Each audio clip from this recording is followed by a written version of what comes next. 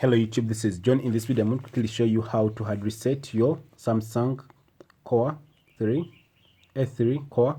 So what you're going to do here, you're going to go ahead and press the up volume key and the power button. When the phone goes on, you will release the power button, then you wait for it to go to the recovery mode. So when you reach here, you get the options. So first of all, you go and wipe cache partition and you click yes, then to wipe it. Then after that, you're going to go ahead and go to factory wipe and factory set, and then this will go to this option. Then this is going to delete all the user data that you have in the phone, and then I'll go ahead and click yes.